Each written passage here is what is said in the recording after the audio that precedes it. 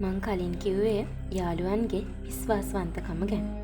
අද කාලේ යාළුවෝ ගොඩක් දෙනා අතර ප්‍රශ්න ඇති කරන්න මූලිකම හේතුවක් වෙන්නේ මේ විශ්වාසයක් නොමැතිකම.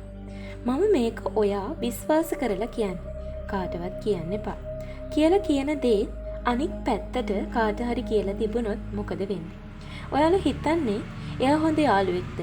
අනික තමා යාළුවෝ අපිට මොන දේ කරත් කියවන්නේ නැහැ. මම ඔයාට අර එහෙම කළා, මම ඔයාට මෙහෙම කළා, ඔයා වෙනුවෙන් මම ඒ දේ කළේ.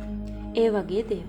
මොකද එයාලා අපිට ඒ දේවල් කැමැත්තෙන් හෝ අකමැත්තෙන් කරලා අපගේ මුහුණට මෙහෙම කියනකොටම එයාලා ඒ දේවල් කරද්දී මොකක් හරි ඉස්සරහට වුණොත් ඒව කියන බලාපොරොත්තුවෙන් තමයි ඒ හැම දෙයක්ම කරලා තියෙන්නේ. එතකොට එයාව අපට අපගේ යාළුවෙක් විදිහට හඳුනා ගන්න පුළුවන්ද? ඒ වගේම පරිගැනීම. එකට එක අසුන් වල ඉඳගෙන ඉගෙනගෙන හැම දෙයක්ම එකට කරලා තමන්ට යාළුවගේ දියුණුව දැක ගන්න බැරිව පරිගන්නවා. හැම වෙලේම තමන්ගේ යාළුවගේ දියුණුව නැති කරන්න හදන අය ඉන්නව ඕනෙම තරම්. ඒ වගේම තමා අපි යාළුවන් සමග කාලය ගත කරද්දී එයාලා අපිට කරන විහිළු, ඒ වගේම එයාලා කියන කතාවලින්ද ඒ යාළුවා මොන වගේ කෙනෙක්ද කියලා අපට තේරුම් ගන්න පුළුවන්. අවශ්‍ය වෙන්නේ ඔහු ඇයව ටික කාලයක් අධ්‍යයනය කිරීම පමණයි. සමාජයේ තිබෙන අනෙක් කාරණාව තමයි ප්‍රේමවන්තයන් හා යහළුවන් අතර සිදුවන දේ. පිරිමි ළමයෙකු හා ගැහැණු ළමයෙකු යාළු විටදී ඔවුන් දෙදෙනාගේ සම්බන්ධතාවය රඳා පවතිනව ආශ්‍රය කරන යාළුවන් මත. මන්දයත් තමන්ගේ හොඳම යාළුවා හිතන කෙනාට තමන්ගේ ප්‍රශ්න තම පෙම්වතාගේ හෝ පෙම්වතියගේ ප්‍රශ්න කියන්න ගොස් අද කාලයේදී ප්‍රශ්නවලට මුහුණ දෙන්න සිදුවන අවස්ථා තියෙනවා.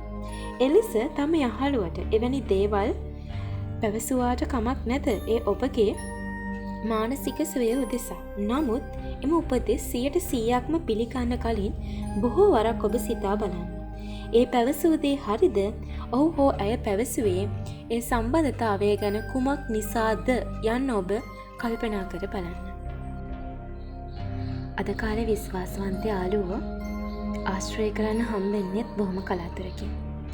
අද කාලේ හැමෝටම විශ්වාසවන්ත යාළුවන් නොමැති වන්නේ එකිනෙකා අනෙකාගේ දියුණුවට අකමැති නිසා. තමන්ගේ යාළුවා තමන්ට වඩා එක ලකුණක් හරි වැඩිපුර ගත්තොත් කෙතරම්නම් ඊර්ෂ්‍යාවක් කේන්තියක් යනවද?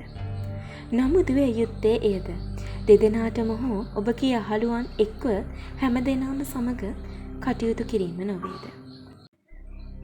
යාළුවෝ ආශ්‍රය කරද්දී හැම වෙලේම කතා කරන්න ඕනි, මෙසේජ් කරන්න ඕනි කියලා දෙයක් නැහැ.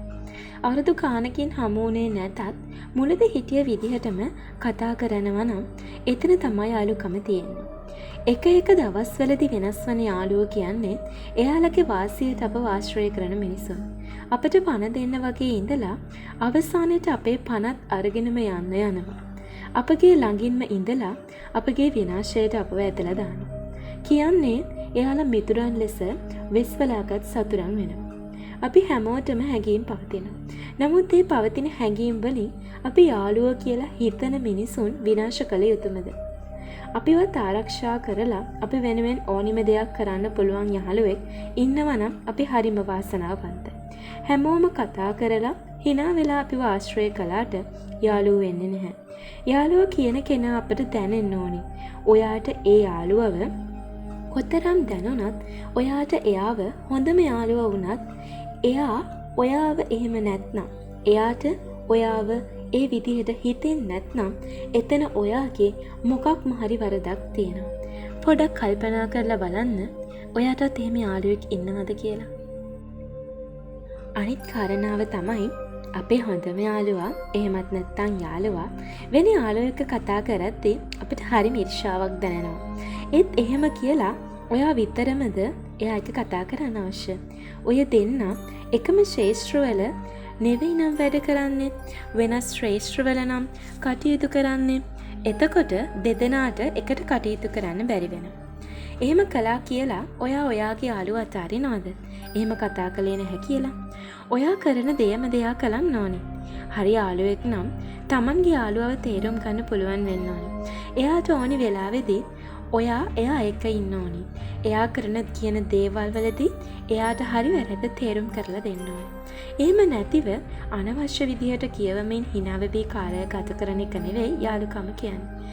hina වෙන්න, සතුටු වෙන්න ඒත් සීමාවක් තියාගෙන. මීළඟ කොටස 3 වෙනි වීඩියෝව තුලින් බලාපොරොත්තු වන්න. සුබ දවසක්.